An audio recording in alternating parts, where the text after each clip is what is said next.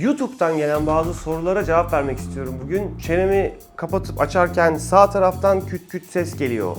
Hele ki yemek yerken ne bizim bu... Ne?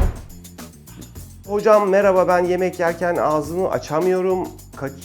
Dur, böyle tek tek gidelim o zaman. YouTube'dan gelen bazı sorulara cevap vermek istiyorum. Evet, soru...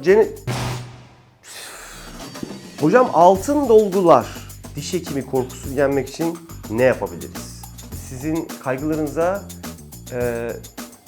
karşı bir diş hekimi kaygılarımızı, diş hekimi korkusunu yenmek için ne yapabiliriz? Öncelikle kendinize çok iyi bir diş hekimi bulmalısınız.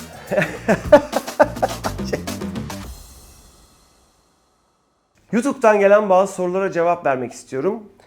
Çenemi kapatıp açarken sağ taraftan küt küt ses geliyor. Yemek yerken çok oluyor ve bu bizim ailede genetik, ne yapabilirim? Benzer bir soru. Yemek yerken bazen ağzımı açamıyorum. Açtığımda kaşığı bile zor sokuyorum. Özellikle sağ tarafımda ciddi ağrı oluyor. Peki şimdi bu soruyu cevaplayacak olursak burada eklem içi bir rahatsızlıktan bahsedebilirim.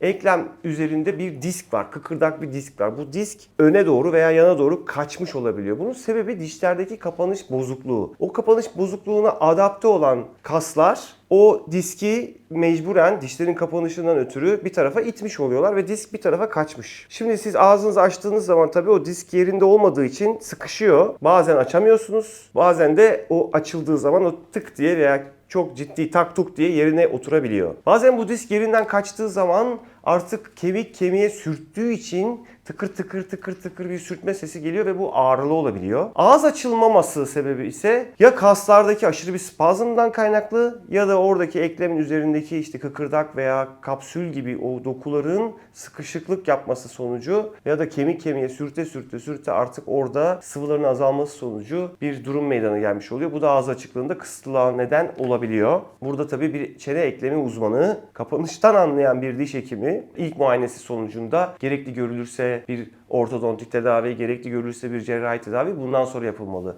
İlk gidilmesi gereken hekim kapanıştan anlayan, kapanış ilişkisine iyi bakabilecek ve size bunun tedavisi konusunda yardımcı olabilecek bir diş hekimi olmalı. Bir öğrencimiz sormuş, oklüzyonu daha iyi anlamak için kitap öneriniz var mı? Oklüzyon tabii kapanma ilişkisi demek, diş hekimliğinde kapanma demek. Bunu anlatan birçok kitap var. Oklüzyonu iyi anlayabilmek için, bu konuda çok fazla görüş ayrılıkları olduğu için, çok fazla farklı konseptler olduğu için oklüzyonla ilgili bütün kaynakları öneriyorum. Yani hepsine bakmak lazım diye düşünebiliriz burada. Başta Okeson'un kitabı, Dawson'un kitabı ve birkaç kitap daha var. Sadece bunlar da yeterli değil. Bunlarla ilgili kurslar ve eğitimler var. Bunlara katılmak sadece biri de yeterli değil. Aslında kim ne diyor? Herkes bu konudaki düşüncelerini anlattığı, öğrettiği kurslara da bilgiler veriyor. Bunların ne kadar çoğuna katılırsak o kadar iyi. Diş sağlığıyla vertigo ilişkili mi? Vertigo aşırı baş dönmesi demek. Baş dönmesi rahatsızlığı. Genelde bir kulak rahatsızlığı olarak adlandırabiliriz. Aslında kulağın içinde denge organları, denge kristalleri var. Ve bunların yer değiştirmesi, kaymasından ötürü baş dönmesi veya vertigo hastalığı oluşur gibi bir genel kanı olsa da bu sebebi birçok zaman aslında çene eklem rahatsızlığı da olabilmekte. Yani diş sağlığıyla, dişlerdeki kapanış bozukluğuyla eklem rahatsızlığının meydana gelmesi ve bu eklem rahatsızlığının da vertigoya sebep olması. Çünkü arada çok yakın bir mesafe var. Eklemdeki herhangi bir hasar ya da oradaki yanma, herhangi bir enflamasyon kulak denge organlarını da etkileyebileceği için bütün insan bir bütün olarak düşünecek olursak tabii ki bir dişteki bir rahatsızlık vertigoyla sonuçlanabiliyor. Böyle. Diş hekimi korkusunu yenmek için ne yapabiliriz? Öncelikle sizi dinleyen, sizi anlayan, bu kaygılarınızı, bunlara anlayış gösterecek bir diş hekimi bulmalısınız. Onunla bunu konuşmalısınız. Önce basit tedavilerden başlamalısınız. Mesela ilk önce bir diş hekimini ziyaretine gittiğinizde onunla sohbet edip, onunla oturup belki bir röntgen çekilebilir. Sadece hekimin gözle ve bir aynayla dişlerinizi muayene etmesine izin vermekle başlayın. Bundan sonra basit başlayacak olan bir takım tedavilerle kaygılarınızı yavaş yavaş o diş hekimine güvendiğiniz takdirde aşacağınıza şüphem yok. Ve bu kaygılarınızı aşmak zorundasınız çünkü diş sağlığı çok önemli. Orta hattı düzeltmek için ortodonti tedavisi yeterli midir? Bir soru daha alayım buradan. Diş teli için çekilen 4 küçük azı dişinin zararı olur mu? Ortodontik tedavilerde tabii ki orta hat bir miktar düzeltilebiliyor. Bazen tamamen düzeltilemiyor orta hat. Bazen de biz restoratif diş hekimleri, protez uzmanı olarak benim kliniğimde örneğin bazen dişlerde işte o zaman kesimler yapılarak orta hattın yeri de bir miktar değiştirilebiliyor. Yani diş hekiminizin tavsiye edeceği şekilde orta hattın düzeltilmesi mümkün. Ortodonti tedavi yeterli olabilir, olmayabilir. Diş teli tedavisinde 4 dişin çekilmesi bazen gerekli. Ancak bu bazen çok uzun sürebilecek tedaviyi hızlandırmak için de yapılabiliyor. Bazen gerçekten şart olduğu için yapılıyor. Bu tamamen kişiden kişiye değişir ve ortodontistinizin sizi yönlendirmesiyle netleşecektir. Diş apsesi nasıl gider? Dişinizde apse varsa mutlaka bir diş hekimine gitmelisiniz. O apse kontrol edilmeli.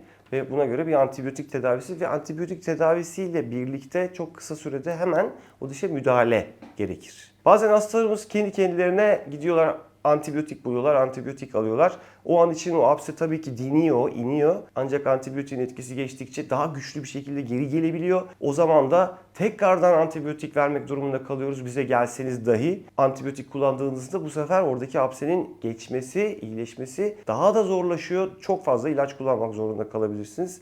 O yüzden eğer antibiyotik kullanılacaksa diş hekiminizin vermesi ve onun hemen akabinde o dişe müdahale etmesi şart. Çünkü enfeksiyonun kaynağı, apsenin kaynağı neyse onun oradan uzaklaştırılması ya da tedavi edilmesi gerekli. Hocam altın dolguları doktorlar neden kaldırdı? Altından implant da yapılıyormuş. Evet, yani altının tabii ki bütün insan sağlığına etkileri tartışılmaz. Çok olumlu etkileri var. Çok sağlıklı bir maden diyebiliriz altın için. O yüzden çok kıymetli. Diş hekimliğinde yıllarca çok kullanıldı. Şimdi onun yerine yine antibakteriyel özellikleri olan, burada antibakteriyel özelliklerinden dolayı altın kullanılıyordu. Şimdi neden kullanılmıyor diye soran arkadaşımıza vereceğimiz cevap, altının pahalı olması dışında altın yerine kullanılabilecek çok güzel yine zirkonyum gibi antibakteriyel malzemeler var. Ayrıca da altın kaldırılmadı. Altın her zaman sizin tercih edebileceğiniz, her zaman ve altın tercih ediyorum diyen hastalara çok severek kullandığım bir malzeme. Onun dışında altın implantlardan bahsediyor. Ben altın implant görmedim. Altından implant yok. Çünkü kemik içine yerleştirilen bir malzeme değildir altın. Onun yerine titanyum kullanıyoruz. O da kıymetli bir maden. Titanyum implant yapımı için çok daha sağlıklı bir maden. Hocam altın mı daha dayanıklı, titanyum mu daha dayanıklı? Altın esnek bir malzeme, altın yumuşak. O yüzden implant yapımı için uygun değil. Çünkü rigid, sağlam bir malzemeye ihtiyacımız var implant yapımında. Bunun için titanyum doğru malzeme. Titanyum da kıymetli bir malzeme. O yüzden kıymetli bir metal ve aynı şekilde doku uyumlu, biyolojik uyumluluğu olan bir malzeme. O yüzden implantlar için altın uygun bir malzeme değil. Mayalar sedeften bile diş yapıyormuş. Bu kalsiyum oluşumundan dolayı sağlıklıymış zamanında. Evet, artık mayaların yaptığı deniz kabuğundan dişler yerine bizim artık bu günümüz çağında bütün o madenleri işleyerek yaptığımız çok daha güzel, çok daha doku uyumlu, biyolojik uyumlu, yüksek cilalama özelliğine sahip malzemeler var. Yani deniz kabuğundan diş yapacak değiliz artık bu çağda, değil mi? Ağız duşu kullanmanın faydası var mı? Elbette ki var. Dişlerinizi temizlemek için kullandığınız her ürün faydalı olacaktır.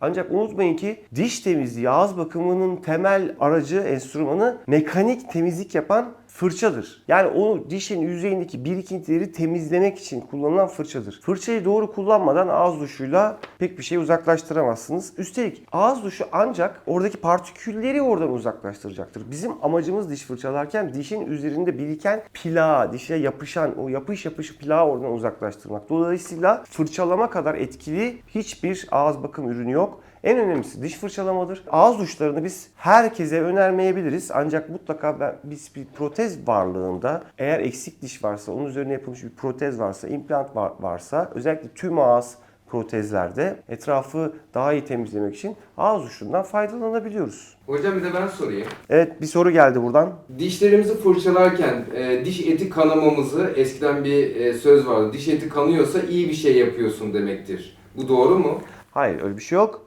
diş eti kanıyorsa iyi bir şey yapıyorsun demektir derken aslında şöyle anlamak lazım bunu. Dişlerimizi fırçalarken diş kanıyorsa diş eti, bazen hastalarımız orayı fırçalamaktan kaçınıyorlar. Burası kanıyor, o yüzden ben bir orayı yumuşak fırçalayayım, oradan biraz uzaklaşayım diye. Diş etinin kanamasının sebebi o bölgede zaten yeterince fırçalama yapılmaması, oranın yeterince temizlenememesinden kaynaklanıyor. Orada biriken, diş eti cebinde biriken bakteriler diş etinde bir enflamasyona neden oluyor. Fırça oraya bir şekilde orayı kurcaladığında orası kanamaya başlıyor.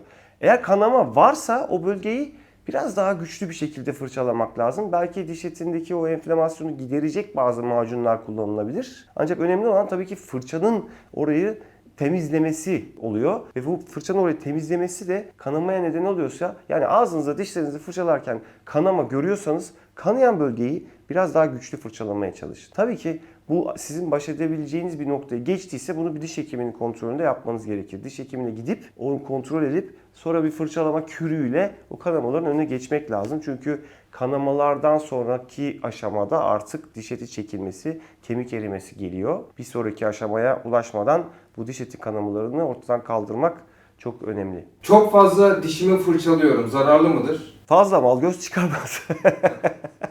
Çok fazla dişleri fırçalamak zararlı değildir. Tabii ki abartmamak lazım. Günde 2 kere yeterli. 2 ya da 3 defa dişleri fırçalamak yeterli. Burada önemli olan etkili fırçalamak. Etkili fırçalamak için bunun süresini 2 dakikadan az olmayacak şekilde, belki 3 dakika diyebiliriz. 3 dakika boyunca günde 2 kere dişlerimizi her taraftan, her yönüyle etkili bir şekilde fırçalamamıza mutlaka ihtiyaç var.